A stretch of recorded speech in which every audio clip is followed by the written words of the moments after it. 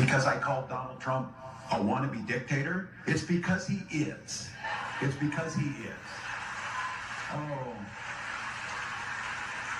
The governor's being mean, and the governor's speaking out on that. Well, maybe it's time for us to be a little meaner. Maybe it's time for us to be a little more fierce. Because we have to ferociously push back on this. And again, I'll speak to my teacher colleagues in here. The thing that bothers a teacher more than anything is to watch a bully. Good evening, Patriots, and welcome to the Douglas Ducote Show. You had a better place to be tonight. You chose to be here with me, and for that, I am forever grateful. We are going to talk about Tampon Tim in just a moment, but we have some breaking news I want to share with you all. Kind of scary stuff, actually. FBI Director Kash Patel is saying they've arrested 2 Chinese nationals, and they're being charged today with allegedly smuggling a dangerous biological pathogen into the U.S. at the University of Michigan laboratory, and it demonstrates a serious national security threat to America's food supply. This case is a sobering reminder that the Chinese Communist Party continues to deploy operatives and research to infiltrate our institutions and target our food supply, an act that could cripple our economy and endanger American lives, Patel said in his statement. Smuggling a known agent of this such into the U.S. not only is a violation of law, it's a direct threat to national security. I commend the FBI Detroit Division and our partners at CBP for stopping this biological threat that could have posed a real danger. I guess this person was studying at the University of Michigan. They're both, it's 2 of them. They're both, it's a boyfriend and girlfriend. They're citizens of the People's Republic of China, and they've been charged in a criminal complaint with conspiracy, smuggling goods into the U.S., false statements, visa fraud.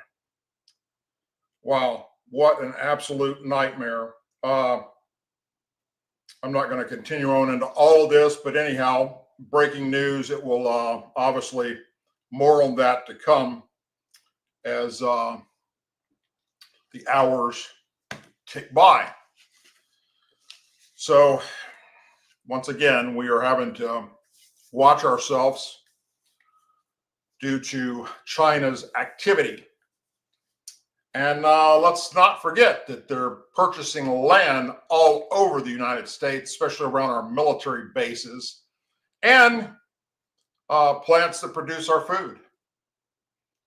And hopefully the Department of Justice is doing something about that, and Congress will get together and do something about it, put a stop to it. We've talked about it many times in the past on this show, and it's some scary shit. Really is. Okay, so let's talk about Tampon Tim for a moment. Minnesota Democrat Governor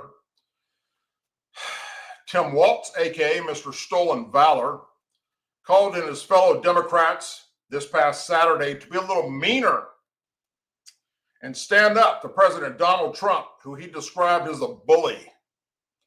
Walz's 2024 failed vice presidential campaign was the keynote speaker at Democrat Party State Convention in Columbia, South Carolina, where he took jabs at the Republican president and sought to energize his party's activists.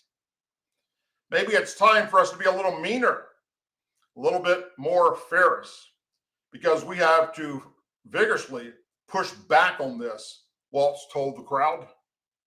The comment came after he said he had been accused of being mean when he threw criticism in recent months at Trump administration officials, including Elon Musk. The thing that bothers a teacher more than anything is to watch a bully, Walz, a former school teacher, said. And when it's a child, you talk to them and you tell them why bullying is wrong. But when it's an adult, like Donald Trump, you bully the shit out of him back. This is a cruel man, the governor added. The Minnesota Democrat also criticized Trump as a wannabe dictator and a threat to America. said Donald Trump is an existential threat that we knew was coming. It is going to be a challenge for a few years for Democrats. We've got the guts, and we need to have it to push back on the bullies and the greed, he said. Walz also appeared last Friday night, along with Maryland Democrat Governor Wes Moore, at the party's fundraising dinner and after-party fish fry hosted by South Carolina Democrat Representative Jim Claiborne. Walz and Moore are along a list of potential 2028 presidential candidates who've been traveling to early voting states, although the Maryland governor said he will not consider running for president.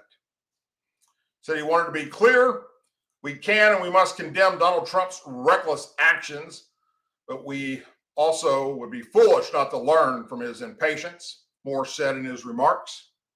Donald Trump doesn't need a study to dismantle democracy or use the Constitution like a suggestion box. Donald Trump doesn't need a white paper to start arbitrary trade wars and raise the cost of virtually everything in our lives, he added. The events gave the two governors the opportunity to test their messages in front of hundreds of Democrats in the state that has long held the South's Democrat presidential primary. Last year kicked off the primaries nominating calendar entry. The state party chair, Clemson Spain, has said she will renew the argument to keep the state's #1 position in the next cycle, although National Party organizers have not settled their 2028 calendars yet, and party officials in Iowa, New Hampshire, and Nevada also looking to go first. Walz praised fellow Democrats in a speech on Saturday for having the courage to keep fighting in a largely Republican state, where Democrats have not won a statewide election in about 2 decades and hold on to a congressional seat. Damn it, we should be able to have some fun and be joyful, Walz said. We've got the guts. We need to have the pushback on the bullies and the greed. Walz also has not officially said he will seek a 3rd term as governor in 2026, but acknowledged he is considering it. He also has given mixed signals on potential 2028 presidential run. Please, Tampon Tim, please run in 2028, because there's all types of material with people like me waiting to unleash on your ass, like we did last year. Okay. I'm sure you all have seen this latest terrorist attack here in America. Let me tell you a little bit about what we know so far. A Muslim terrorist armed with a makeshift flamethrower and other incendiary devices launched a fiery attack on demonstrators in Colorado. 12 people were injured, and the FBI described the violence as a targeted terrorist attack. The terrorist has been identified by the FBI as 45-year-old Mohammed Shabri Salaman, who yelled "Free Palestine" during the attack this past Sunday. According to Mark Macklin, the special agent in charge of the FBI's Denver field office, authorities believe he acted alone. Witnesses said the suspect used a flamethrower, then threw 2 Molotov cocktails into the crowd. He was arrested at the scene. Video of the scene shows a shirtless man shouting at onlookers while holding 2 clear bottles containing the flammable liquid. A police officer with his gun drone can be seen in the video advancing towards the suspect. Boulder County District Attorney Michael Daltrey told reporters yesterday that authorities uncovered 16 unused Molotov cocktails. One witness, Alex Olson, said that Solomon appeared to catch himself on fire during the attack. A booking photo shows him with a bandage over one of his ears. Police said he was taken to the hospital and treated after he was arrested. Witnesses said he yelled "Free Palestine" as he launched the attack. And the FBI is saying he is confessing to the attack. And of course, it's all on video. He told investigators he wanted to kill all Zionist people and wished they were all dead.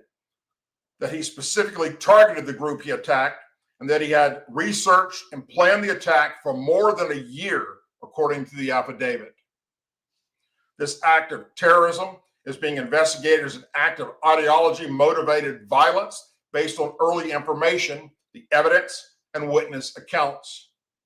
We will speak clearly on these incidents when the facts warrant it, FBI Director Dan Bongino said. The Israeli-Hamas war has inflamed global tensions and contributed to a spike in violence right here in the United States against Jewish people and those that support them. Just a week earlier, we reported 2 Israeli embassy staffers were shot dead in Washington, D.C.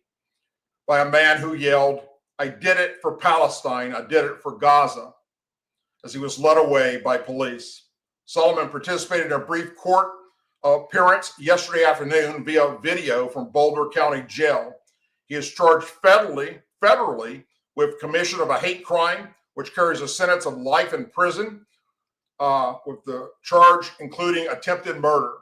Colorado state charges include 16 counts of attempted first-degree murder, 2 counts of use an incendiary device, and 16 counts of attempted use of an incendiary device. And a judge set a $10 million cash-only bond on the state charges. Why did you even give him a bond? Not that he's going to be able to raise the $10 million cash bond, but you don't know who the hell who's supporting him. We don't know if he's sponsored by some terrorist organization. It's going to magically appear $10 million in your courthouse and set this terrorist free, for crying out loud. He shouldn't have received any bond. Additional charges are possible in federal court. The Justice Department plans to seek a grand jury indictment. Solomon was born in Egypt, and he moved here 3 years ago to Colorado Springs, where he lived with his wife and 5 children, according to court documents. He previously spent 17 years living in the Middle East, and mostly in Kuwait. The Department of Homeland Security said Solomon fled for asylum in September 2022 and has been living in the U.S. illegally since his visa expired in February of 2023. So here's yet another clear-cut case of the Biden-Harris administration endangering American lives. Solomon worked as a Uber driver and had passed the company's eligibility requirements, they said, which included a criminal background check, according to a spokesperson for Uber.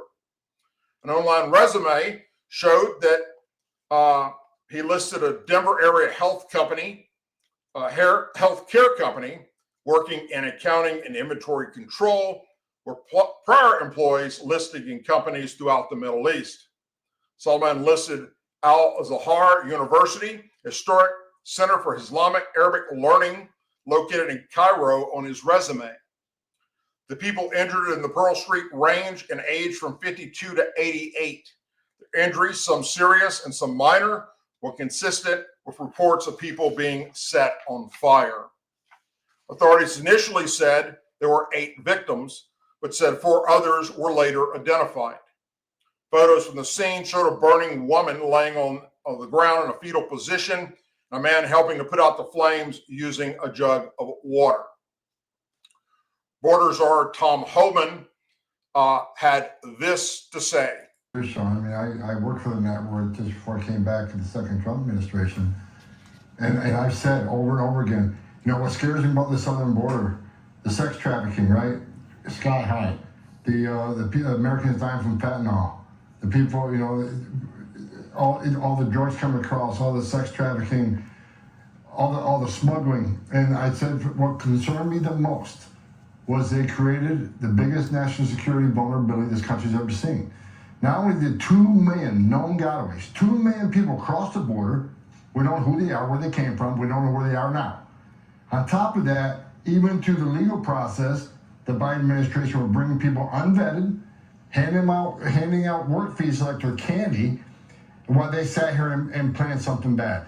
We are going to be dealing with this for the next 10 years because of the chaos they created in 4 years. We're out there kicking butt. We're arresting a lot of criminal aliens. We're out there looking for the bad guy. And when we're out there doing that, Sean, we got protesters assaulting ICE officers. We got members of Congress all over the country going to ICE facilities, raising hell, saying this is their oversight responsibility. Where was their oversight responsibility when 10.5 million illegal aliens came across the border? Where is the oversight responsibility on releasing over 8 million illegal aliens to this country? Where is the oversight responsibility then? This is an attack on ICE. This is an attack on the Trump administration. We're trying to fix the damage done by Biden. You're doing a great job, and this was the most preventable national security threat, I would argue, in history. I have annoyingly asked you the question over and over again. When you have known terrorists and murderers and rapists and cartel members and gang members in the country, and you have them, 12 million, 15 million, 20 million, nobody knows the actual number. And what did we learn from 9/11/01? They were at war with us. We were not at war with them, the 9/11 Commission report. They're plotting, planning, and scheming. This is a terror attack. I'm worried about the big terror attack, and of course my prayers, my thoughts, my sympathies go out to the victims here. But do you not agree that if we don't find these people soon, that we are at risk of a 9/11 or worse? It's coming. I mean, why did 2 million illegal aliens pay more to get away? They could have paid half of what they paid, cross the border, turn yourself into a border agent, get released that same day, get a free airline ticket to the city of their choice, get a free hotel room, get 3 meals a day, plus free medical care and work authorization. 2 million people paid more to get away. They didn't want to be vetted. They didn't want to be fingerprinted. Why? This scares the hell out of me. I've been doing this for 40 years. It should have scared the hell out of every American what the Biden administration did. This 2 million known gotaways scares the hell out of me. So I'm convinced something's coming unless we can find them. And what have I been telling you? If you've been watching this show for a while, you know damn good and well that for the past 8+ years, you've heard me say we're going to have another 9/11 event right here in America. We have people from the Middle East that have came through our southern border undetected because the Biden-Harris administration allowed it to take place. And in some cases, some of these people were detained by ICE and brought into custody. And they let them back out and gave them a court date to appear, and then they don't appear. We have people right now in America, like this guy, that are waiting to kill you because you're an American citizen, because you live in America. It's gonna be bad, folks. We're seeing little isolated incidents popping up over the past 30 days where people get injured and are shot and killed. There's going to be something very, very big happen. Mark my words on it. I've been telling you this. I've been preaching this for a long time now. That what we went through in the past 4 years was uncalled for. The Department of Justice and the FBI under the Biden administration focused on solely one thing. What was that? Donald J. Trump. How to lock him up and keep him from becoming president again. Not the southern border. Not the drugs flowing across. Not the sex trafficking, human trafficking of women and children. Not the MS-13 gang members. Not the other gang members. Not the terrorists from other countries coming across the border. No. They were focused solely on how do we stop Donald Trump and let millions of people come across that are now waiting to strike right here in America. Might be in a Democrat-led area, might be in a Republican-led area. It doesn't matter. It doesn't matter if it's in an area that's got a Democrat governor and a Democrat mayor in the area where it happens, or Republican. They're going to kill us. That's what they're here for. And it's going to get worse as we move forward. And now we know, from what I just reported on at the beginning of tonight's show, that we've got China sending people over here with some type of biological agent to infect our food supply. We're in a very, very difficult time right now. And to make matters worse, I want to know why the Department of Justice and the FBI have not arrested the members of the squad who are out there constantly siding with the freaking terrorist, Hamas.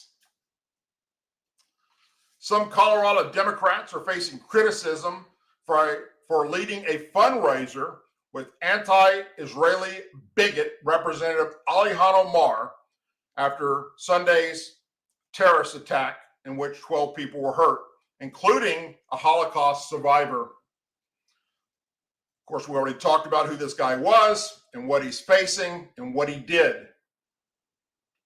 The rally was being held due to the Hamas, Gaza, and Israel conflict and the terrorist attack that happened on Israel on October 7th of 2023. This guy was in the country illegally, as we already said. He overstayed his visa. And thanks to Joe Biden and Kamala Harris, people are in very serious pain tonight. About 30 minutes later in nearby Denver, there was a private reception held by none other than Ilhan Omar, which has been a major critic of Israel, with many other Democrats listed as host. Ticket prices range from $500 to $7,000. Omar is a member of the progressive squad of lawmakers in Congress called the Squad.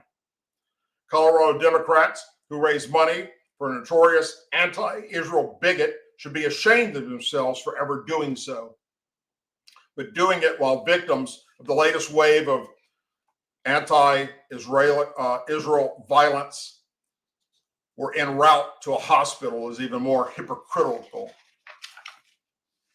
Colorado House Majority Caucus Chair Representative Anthony Harkshit said in a statement, just last year, House Democrats turned away families of Israel hostages, denying them access to the House floor for fear of House radical Democrats members may cause a scene. Enough is enough. We must speak loudly and clearly against extremists who justify violence against Jewish communities worldwide. There is no place for Jewish haters in Colorado, Herkstift added. In the aftermath of the attack, Omar posted on X, violence against all forms is never acceptable. We must reject hatred and harm in all forms. Representative June Joseph, Democrat Boulder, who attended the event, faced additional scrutiny, but said she condemns violence. Sunday was a deepful, painful day for our community. My heart is with the victims of the Boulder attack and all those affected. I unequivocally condemn hate and violence in all forms, including anti-Semitism and Islamophobia, she said in a statement.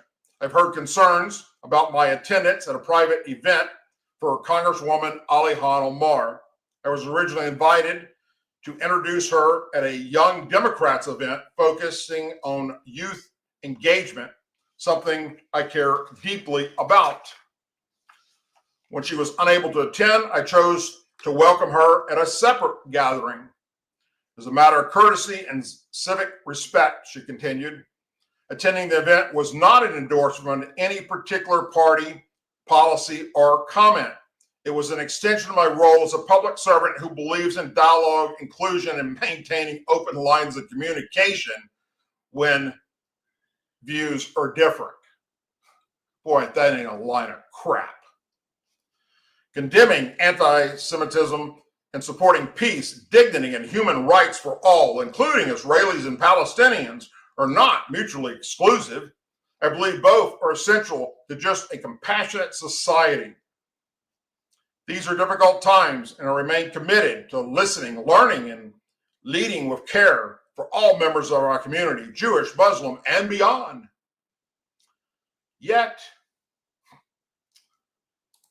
she said Omar, AOC, Rashida Tlaib have all shown up on college campuses across America, siding with those who oppose Israel and helping to flame violence, as we see happening across our country towards the Jewish communities.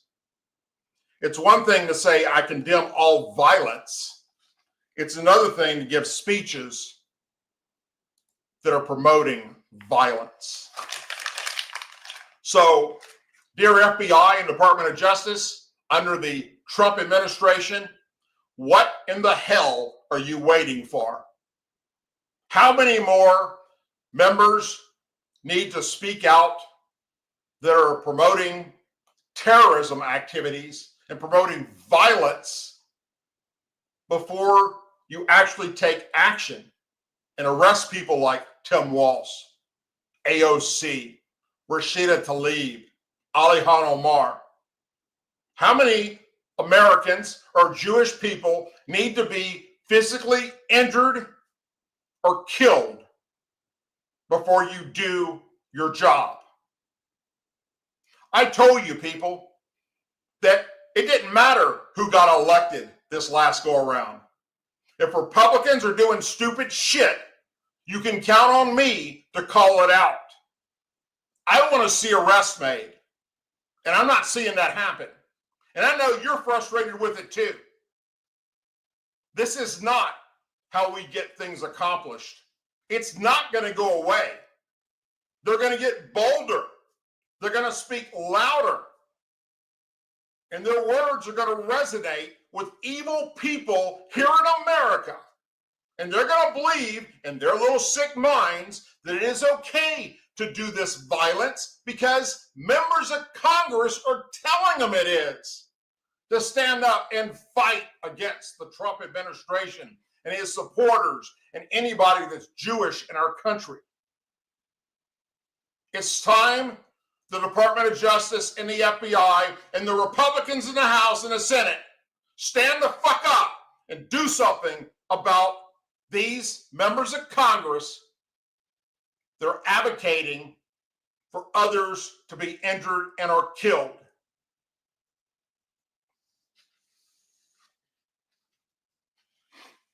Under the Biden administration, the U.S. unwittingly became a government sponsor of child trafficking.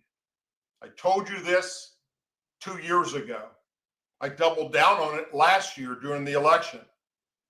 That they're basically, with their lack of keeping track of these children, that they just allowed to be turned over to anybody that came forward and said, oh, they're my kid, and no vetting, or giving them to organizations that have already been known in the past to abuse children, that's sex trafficking. According to Health and Human Services whistleblower Tara Rhodes, she said that thousands of reports of migrant child human trafficking were left uninvestigated until President Donald Trump returned to the White House. Data from the Health and Human Services shows the Biden administration failed to investigate more than 7,000 reports of migrant child human trafficking, bringing the total backlog of reports to more than 65,000 children. If Democrats care so much about the migrant children that came across the border, then why aren't you up in arms about this?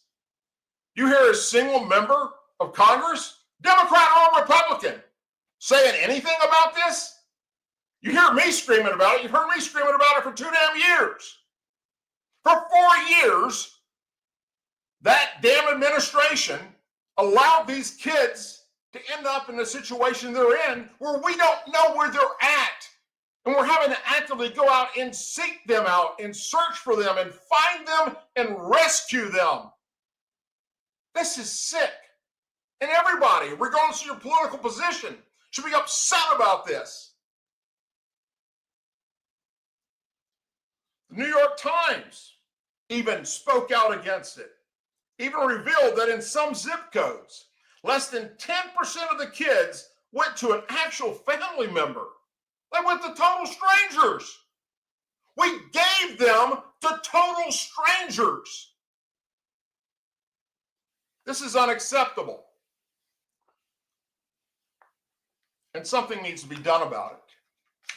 Those that were responsible for it need to be called out, and they need to be charged and arrested for it. So let's take a listen to what the whistleblower had to say. Cases reported as part of a 65,000 case backlog. HHS whistleblower Tara Rodas joins us now. Tara, I know this is an issue close to your heart. It's close to mine as well.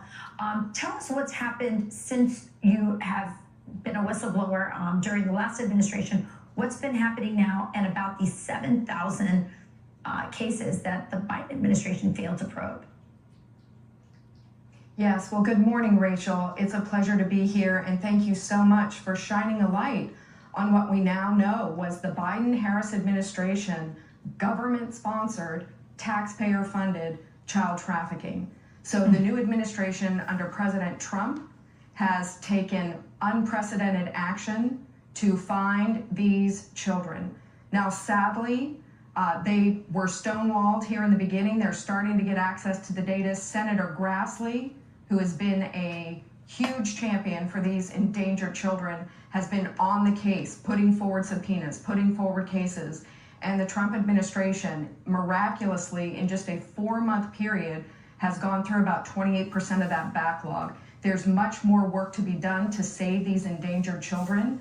And thank you so much for shining a light on this. I think America needs to know about this great humanitarian crisis that we have with these endangered children. Yeah, it's remarkable. I still remember Javier Becerra saying, referring to the children as like widgets on a Ford assembly line, telling HHS or telling all of his employees at HHS, hurry up, process them through. So they all got through, and now what? How is the Trump administration dealing with this? Is it that they're going out and finding the kids? How is it working? Because we're all so curious. Where are they? Who has them? Who are these adults? And does something happen to the adults who are claiming to be their parents? Many of them aren't. Well, yes, we do know that many of these sponsors of the children are not family. In some zip codes, the New York Times, if you can imagine, even revealed that in some zip codes, less than 10% of the children went to family members. This is unacceptable. When I raised my hand to help the Biden administration with this crisis, I believed I was going to help place children in loving homes. I had no idea that we were sending children to criminals, to traffickers, and to members of transnational criminal organizations. So the Biden-Harris failed open border policy allowed bad actors into the country. Transnational criminal organizations, foreign terrorist organizations, MS-13, 18th Street Gang, and we know they are sponsors of children. We know that to be fact because in early 2021, DHS whistleblower Aaron Stevenson began to sound the alarm that 18th Street Gang, MS-13 were getting the children. So the Biden-Harris administration turned vulnerable children over to high-level criminal actors. So these children, they're not merely victims of this terrible border policy under the previous administration. They are actually now hostages to criminal cartels. And this administration will not stand for that. They will not allow crimes against children to stand on their watch. And they are out there using every mechanism that they have. There's still more work to be done. There's still more data analytics solutions that can be done. There's still access to data systems that they need, but they're going to get it and they're going to find these children. Is that sick or what? You just heard a former Department of Homeland Security person under the Biden-Harris administration that was hired to help with these children that's now a whistleblower coming out and telling us that they willingly gave these children to known gang organizations like MS-13.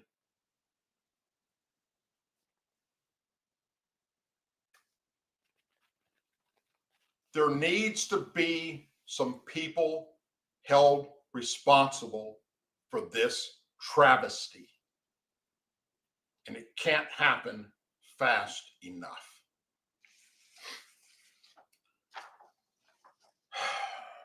Speaking of people promoting violence against others, Democrat Chicago mayor calls Doge an act of war, compares Trump to Nazi Germany and Hitler, and in doing so, actively is promoting violence towards the administration and everyone who voted for Trump as well. He is 100%, hands down, inciting violence towards us.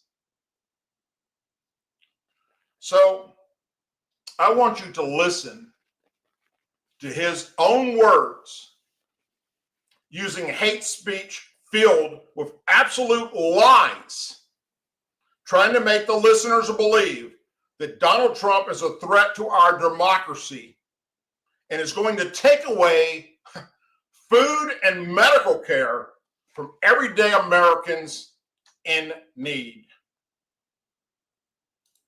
Of working people, but we capture their confidence as well. So, I'm going to continue to lead in the way in which I believe the people of this country want. Look, you have a great deal of hostility coming from the federal government. The fact that the president of the United States of America is cutting off food supply and medicine to working people and families across this country, that is an act of war. That's the Chicago mayor. And we're going to need leaders who are prepared and willing to stand up for working people, because this battle has reached our front doors all across America, where people are struggling and suffering. And in order to alleviate that pain and discomfort, it's going to require bold leadership. And we can't tippy-toe and nibble around the edges. We have to be very forthright and very determined to ensure that the values of working people get fully expressed as well as exercised in our policies. The focus has to be on the people, who we are advocating for. And I get it. Yeah, I understand that your characterization, my position directed towards the president. How do we balance these conversations when the federal government has a responsibility to actually do its job by supporting the people of this country? Look, I actually appreciate, I'm going to just say this. During the governor's budget address, Governor Pritzker, he described the steps and the actions of this president, akin to how Nazi Germany became real. And Governor Pritzker eloquently not just described it, but offered up a warning. You have a president that is cutting off medicine and food. A president that is working to erase culture. Okay, let's stop right there for a second. You know what he's talking about? Cutting off medicine and food. He's talking about those freeloaders that are on our Medicare, Medicaid system, causing it to cost us billions and billions of dollars, that are perfectly capable of working, but they're milking the system. And now that's coming to a screeching halt. And they're not going to be able to keep doing that anymore. Now there's going to be checks and balances to make sure they go get a damn job to get benefits. They have to be able to prove that they're injured or that they need these benefits. And if they can, then they deserve them. If they work for them, they deserve them. Their Social Security, their Medicare, Medicaid, food stamps, whatever the case may be, government assistance. If you're in need, then that's what it's there for. But Doge uncovered that hundreds of thousands of people cheated the system. We know that. That's a freaking fact. Way before Doge came about. We know that. Because in previous administrations, people were arrested all the time for filing false claims for food stamps, welfare assistance, Social Security benefits, disabled benefits. And now that Doge comes along and is able to deep dive into all the records, they find out what a travesty it is. So this no good piece of shit, that's what he's talking about. How dare us take away benefits from women and children? No, you dumbass. We're taking away benefits from freeloaders that don't deserve them and don't qualify for them, that cheated the system and got them anyhow.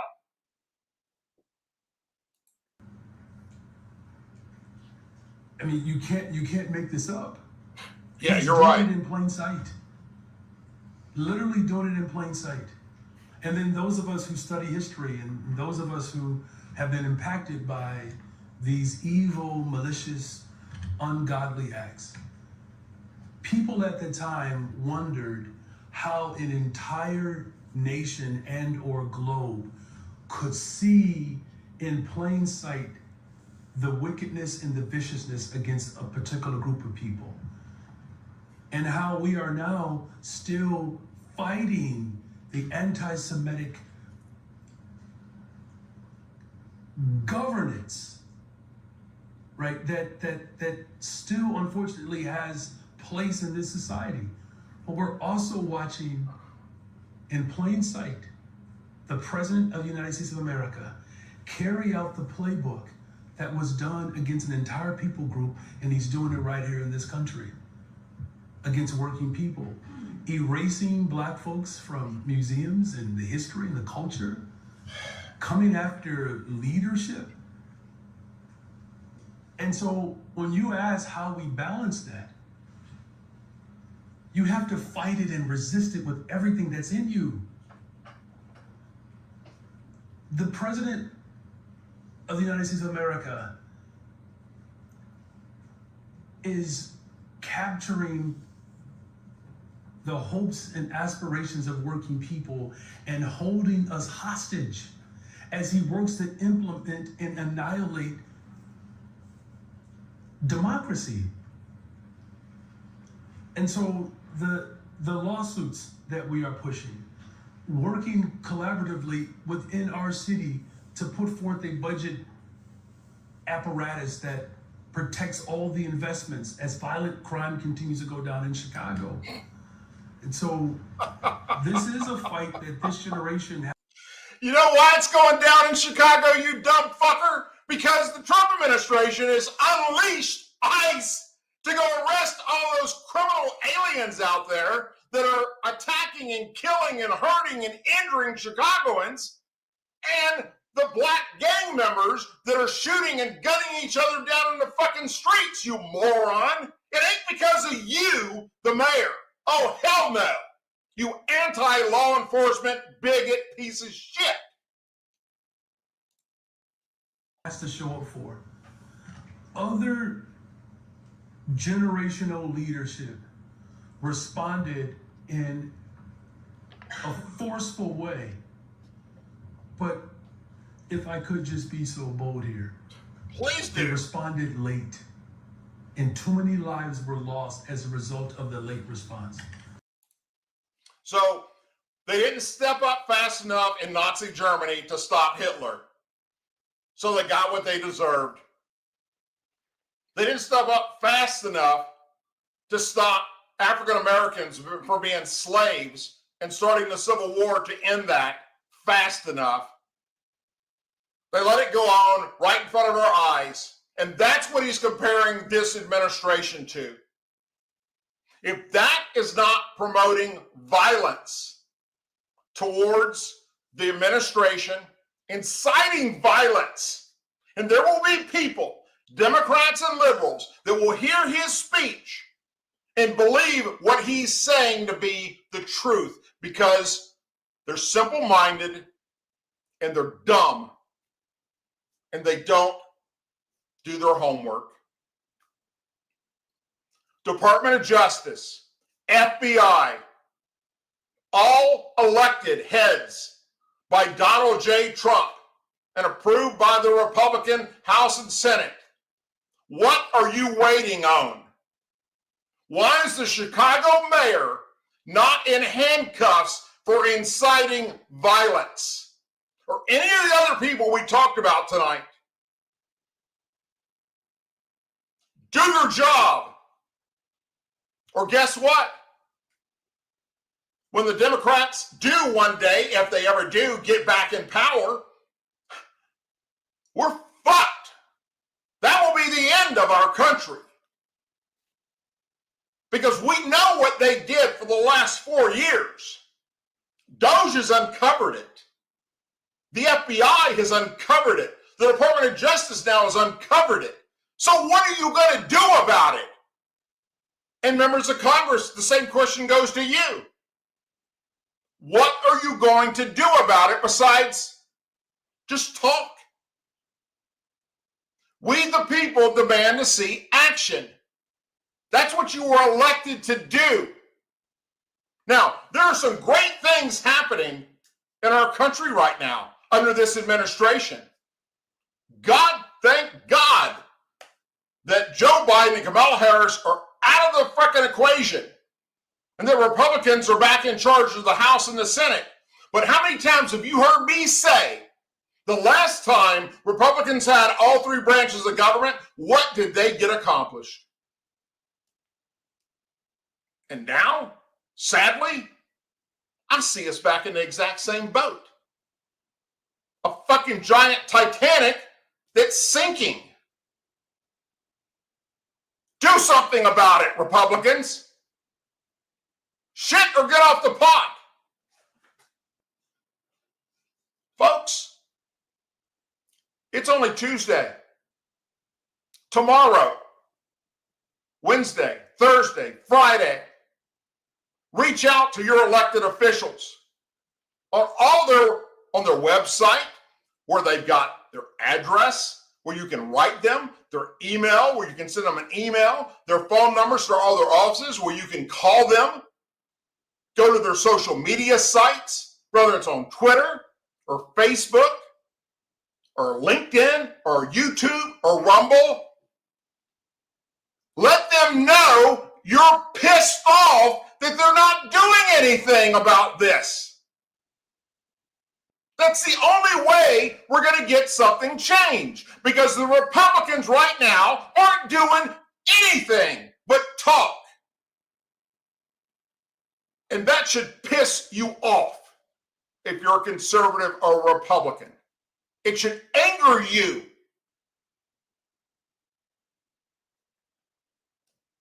If all we're doing is talking about it and no action is being seen by the Department of Justice and the FBI, other than they're obviously catching some of these terrorists. Obviously, they're helping clean up the street and get rid of some of these illegal alien gang members and criminals. But we have active members in politics that you're leaving as untouchable. AOC, Alejandro Omar, Rashida Tlaib, Anita Presley, Jasmine Crockett, Cory Booker, the mayor of Chicago, actively inciting violence towards Americans, Republicans, conservatives, and the Trump administration. And every one of those no good, un-American, hateful people should be held accountable for their actions. And it's about damn time that something be done about it. And the only way they're going to do something about it is if you and I get on the phones and get on email and get on social media and start demanding that they do their job. Don't threaten them. Don't say something stupid that's going to get them knocking down your fucking door, because trust me, they will do that. But reach out to the FBI, reach out to the Department of Justice and your members of Congress and tell them you've had enough. They were elected to do us a job, and they're failing to do it when it comes to these elected officials.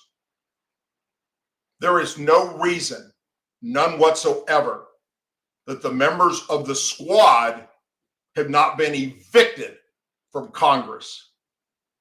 Republicans have control of Congress, and they have the power to remove those Democrats that are calling for violence against Jewish people, American citizens, Republicans, conservatives, and the Trump administration. So why in the hell aren't they doing it? How many people does it take? American citizens, Republicans, conservatives, Trump supporters, or Jewish people to get injured or killed because of the violence they're inciting before you do something about it? So that's your homework, folks.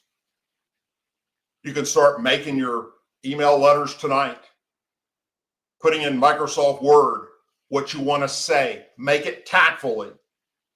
Make it pleasant, but drive your point home that doing nothing is not acceptable.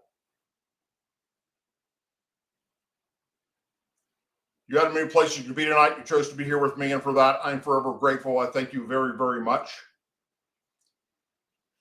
I'll be back on a Thursday night for another live broadcast. We're going out live on YouTube, on Rumble, on X, formerly Twitter, on LinkedIn. We have other sites we'll be going out live on in the near future that we're working on. Watch your six. Pay attention to what's going on in your surroundings when you're out in public, because there are people in our country, possibly thousands of them, waiting for the right opportunity to kill you. Thanks to the past 4 years of unvetting and allowing our borders to be unsecure, and the Department of Justice and FBI not doing anything to stop that shit. Merrick Garland, that useless, no good, un-American piece of crap, should be in prison right now. He and many others. As always, please say a prayer for our men and women serving in the United States military, our veterans, our law enforcement officers, our first responders, their families, our angel families, our blue and gold star families, and our country. May God bless the United States of America, and may God bless each and every one of you. Have a wonderful and blessed evening, and I'll see you back here on Thursday night at 8 p.m. Central Time. Good night, everyone.